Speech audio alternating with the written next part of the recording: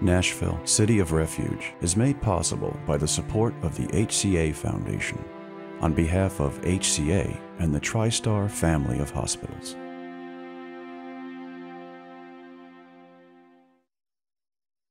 The United States government grants entry to almost 70,000 refugees each year from around the world. Mid-sized American cities like Nashville, Tennessee, are increasingly popular refugee resettlement sites selected by the U.S. Department of State. These cities offer a lower cost of living, good employment opportunities, and many charitable volunteer agencies to support new refugee residents. Tennessee receives around 1,000 refugees each year. Most are relocated to Nashville, where refugees can build new lives, create opportunities, and find freedom. Nashville is a destination. Often, after many years of struggle and tragedy, it is a new home. You come to this country with basically only your life. I remember very well, and I will never forget, when I came here, I had 2 bags with my clothing, my kids, and my wife, and nothing else. And today, it's a miracle. I live an American dream, and it's joyful. If you work with a refugee population, absolutely, you have to love people, to love refugee. No discrimination. You don't look at what kind of religion, you don't look at education background, political background, or social background. No, you have to first love people. Because if you discriminate people, you cannot help people. Nashville has significant Kurdish, Somali, Sudanese, Laotian, and Vietnamese refugee populations. While these populations represent different cultural backgrounds, they all have experienced some form of persecution and displacement. But what does it mean to be a refugee? My name is Barre Yogol, and I'm originally from Somalia. One of the main reasons that I fled from my home country was because there was civil war, and the government has been overthrown by rebels. When the warlords entered into the city, I have lived up there. As a family, I need to move out there and then go to another city which is a little bit safer, hoping that the fighting will stop and then I will be able to go back. But it didn't stop right there, and I've been moving from one city to another. I finally end up on the Kenyan border. When large numbers of refugees cross into a new country, they are often isolated into camps where they can receive basic human necessities. While refugees have the right to elemental care under international law, its administration is problematic and can quickly develop into a crisis situation. The United Nations World Food Program and humanitarian organizations like Doctors Without Borders try to mobilize immediate stabilizing relief to refugee camps worldwide. In a refugee setting, when you have people moving in great numbers and finding themselves in very crowded conditions, this is not a voluntary movement, this is forced displacement. People don't want to flee their homes. People want to remain and to carry on a normal life, and it's really in last resort that they decide that they have no other option but to leave. And then they try to look for safety. It very much has to do with the way wars are being conducted today. Wars are taking place among the civilian population and hurting them, displacing them. Where can they go? If you cross an international border and you're fleeing war and persecution and violence, then you can be granted the status of refugee. And as a refugee, you have some rights, very basic ones. So being allowed to flee, that's the first basic right, and to seek safety in the neighboring country. And the second one, once you're there, is not to be forcibly returned against your will back into a place that is unsafe, to a war zone. In living in a refugee camp, it's like in prison, really. Especially with living in Kenya, you cannot travel outside of the camp. And living in the camp, the jobs are limited. When I came to Kenya as a refugee, I still had the same fear because still the camp was not secure. The Kenyan government did their best, but because the camp was close to the border, gunmen will cross out and kill whoever they had to have to revenge. It was really difficult, changing your life from the house you have been living, the food you had, friends and family that you had. Everything was gone, and coming to the refugee camp and living basically what the UNHCR provides to you, starting online to get your food.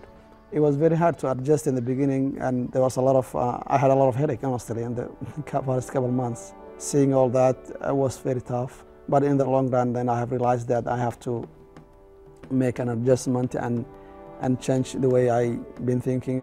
It was tough, but I adjusted myself and live in the camp.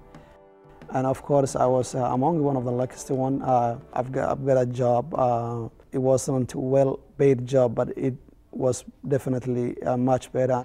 Life in a refugee camp often revolves around standing in line. Lines for food, water, latrines, and other necessities.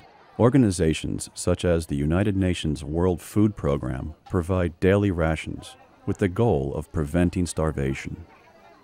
In the United States, average individual water usage is 100 gallons per day. But food and water are fragile commodities in a refugee camp, and safe water is often limited to 2 gallons per person per day. When you live in the refugee camp and you don't have any job or any activity that you have to do, it is so much heavy and burden to your mentality and thinking. When you know that you're healthy and you're capable of working or producing something or doing something, and you have nothing to do, just every day wake up in the same area, or sit down under the tree, or that really psychologically affects a lot of refugees. The exceptional or the lucky ones get the job. You feel more released on those stress and thinking of what I need to do every day, and you feel a little bit more happy and healthier. Make you feel like you have a sense of living a little bit in that camp. Nashville's connection to the global plight of refugees is not only through its refugee citizens. Numerous university medical programs and nursing schools in Nashville provide volunteer health workers for organizations like Doctors Without Borders. Doctors Without Borders was founded about 35 years ago now, really trying to reach out people who are in acute need of help and where governments or local structures, response systems are failing or unable to help meet their needs. We can prevent people from dying in great numbers when they're displaced. So we're a medical organization first and foremost, so we specialize in that, having medical personnel provide direct medical care to people, but also clean water, sanitation, shelter, and nutritional care as well. But we know that there's value and merit in helping people overcome a crisis, and we can make a real contribution in a very concrete, tangible way, but also our presence there is often a mark of failure. I mean, we're there because there's a real problem, and we're trying to address that one, and then our presence there helps alert and mobilize a broader solution to the issue. Living in that camp for about 8 years in refugee camp in Kenya. I've worked with the Doctors Without Borders, and the DAB has 3 camps. Each has about 40,000 refugees in each camp. I have been a witness of so many people who have been killed in the camp or injured in the camp, and there were so many rape, because in that camp people have to go out, especially women have to go out and try to get firewood in order to cook their food. And when they take that, when they go outside in the bush, they have been raped by gunmen, sometimes injured badly. And I have witnessed a lot of them being brought to the hospital that where I worked, to the emergency room. Life goes on with the refugees. It's like I lived up there and I have 2 kids.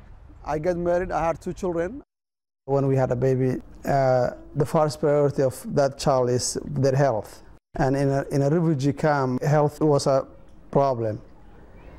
Even though they were a non-governmental organization like Doctors Without Borders or MSF, you can expect a lot of disease and a lot of sickness and all those things. And that was a challenge, and it was a concern having children in the refugee camp.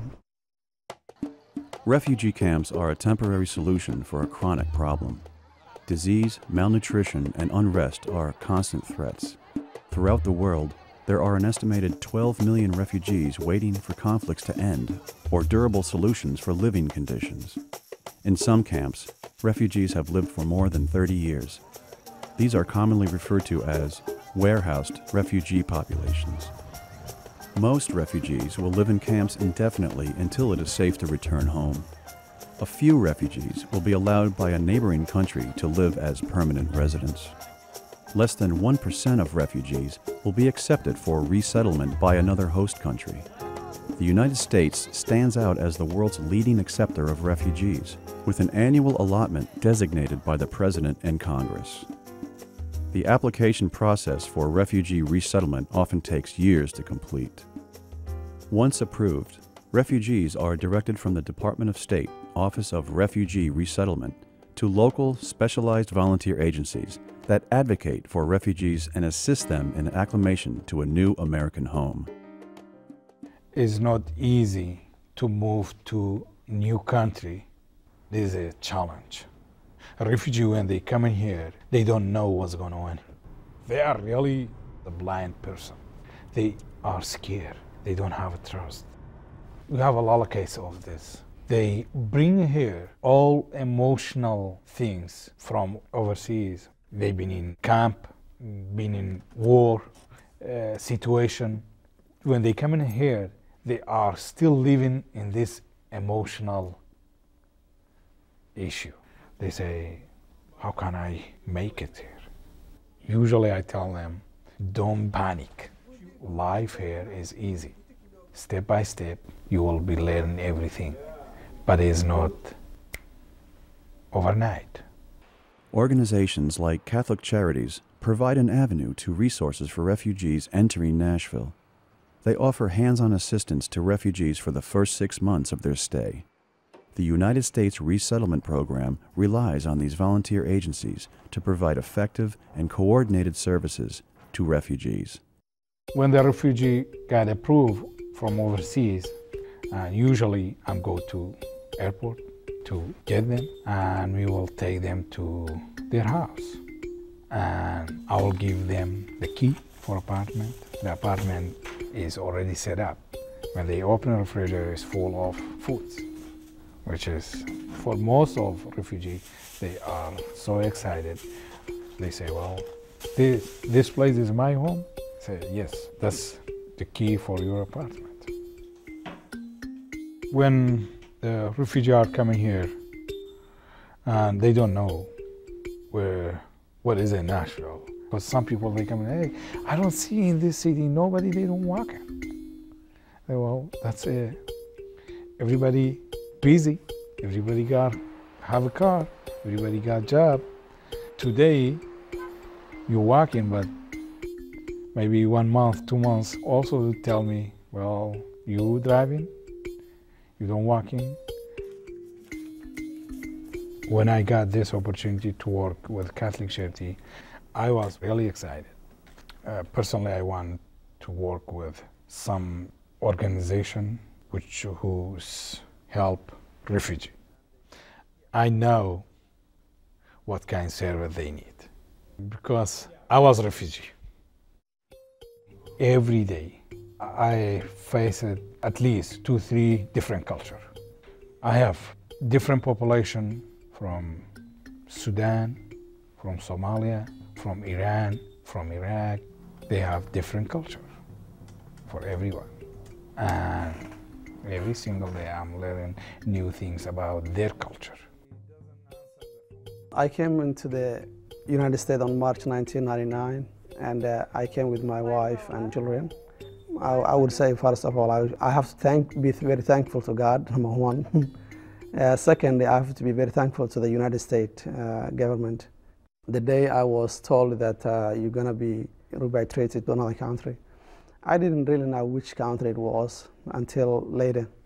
And when I left from the camp and I came to Nashville, it was such joyful to see people going work, people driving their vehicle, and family living normal life.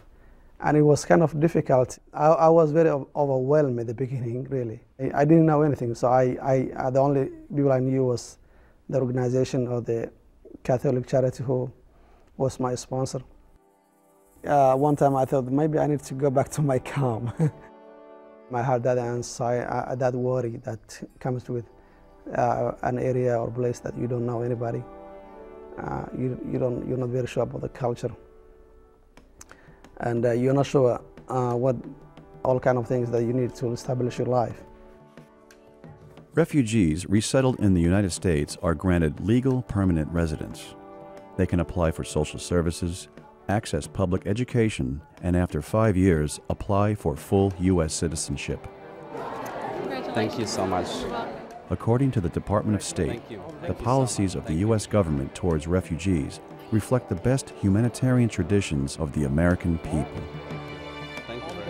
Our goal is for people to be self-sufficient, to be independent, to learn them how, when they got job, how they pay rent, how they pay electricity bill. We apply for food stamp, Medicaid, Social Security, register children to school. Also, at the same time, we encourage people to learn English as soon as possible to get a job. If you got a job, maybe you will have another opportunity to go to school. Usually I tell them, time is very expensive here. Don't waste your time. When you go to work, when you go to school, when you go to appointment, everything's time. Getting that American dream, that is the freedom to live the way you want and be part of the community in the city I'm living, and to be very proud of people I work with. It has been very pleasant and joyful to be released mentally. How's your day? Was it good? Yeah, good. That a lot of stress that I had in the camp that I no longer have to worry, such as security, my health, or the health of my family, and food, and shelter, and all those things that have given me a lot of thinking and worrying a lot of time. I don't have to stand in line to get the food that my family or I will be eating today. In a refugee camp, you have that life. You have standing in line, waiting your food, and you only have that option of that food. But here you don't. You have that option is in your hand. And I'm very joyful and happy seeing my kids going to public school, which I strongly believe is part of living in a community. For refugees, coming to the United States is a relief from years of struggle. But they often must leave behind loved ones, friends, and relatives who will continue to face the hard living conditions and instability of a refugee camp. This separation is difficult for refugees, knowing their relatives are still facing insecurity. Once refugees arrive in the U.S., they can apply for parents, children, brothers, and sisters to resettle as well.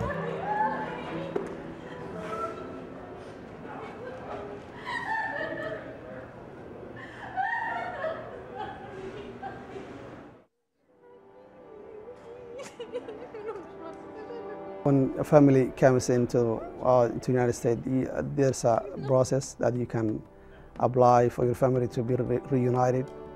And I have the opportunity to file that application through the Catholic charity. When you fill that application, usually it takes for about, they said it was going to take about 2 years. I filed on that affidavit of relation on 1999 for my mother and my brother and sister. It took really a while to get family up here, and I think one of the reasons is probably what happened after on September 11, and that was really difficult. Knowing that they live in the camp, that which I have lived, and knowing that they live difficult situation in terms of daily life, in terms of security, in terms of health. It's always difficult living that camp, and it was sad that there is a lot of anxiety, a lot of time. My mom will call me and tell me how the food ration they depend on is getting low and how their life is difficult. My mom and sister came over here finally on November 2006. Living in that refugee camp for that about 8 years has really, it given me more strength to think. It is something that every day when I live in here in Nashville reminds me that at the end I feel very thankful to what I have, because there's a time that I have learned in my life that has shown me being patient and being strong and being positive can make you survive. With time, the lives of refugee families will be transformed as they immerse themselves in American culture. Children of refugees will adjust more quickly within the total immersion of their public education. Parents will have to strike a balance between the preservation of their former cultural heritage and the cultivation of a new identity. Together, refugee families will face a continuing journey. You know, that's as a refugee, we are here. Our children grow up here. We are part of our children, and we also automatically we are part of this culture. We cannot isolate it from this culture, because if you, as an adult, maybe in somewhere you can be isolated, but your children, no, they really integrated to this culture. You also don't forget, you have to keep your culture. Don't forget your language. Tell your children speak in your language in home, because they go to school, they don't have a problem with that. But maybe sometimes, some days coming, they will forget their own mother language. My children sometimes they say, well, I'm American. Well, I'm proud you be American. But also, you have to know where you're coming from. You are Kurdish. That's good. Oh, that's good. I'm Kurdish, and I'm Kurdish American. I'm Kurdish and American. Since their arrival to Nashville in 1999, Bahre and his wife Shukri have both become U.S. citizens. Shukri has earned a teacher's certificate and is working with the Head Start program of Nashville. Bahre lacks 1 year for a nursing degree. Upon completion, he plans to work as a nurse until he is accepted to medical school. In the future, Bahre hopes to again work with Doctors Without Borders. Living in Nashville has given me a lot of opportunity for me to, with my family, to live. And that is something to be very grateful and thankful to God and to the country or to the people who live in this country.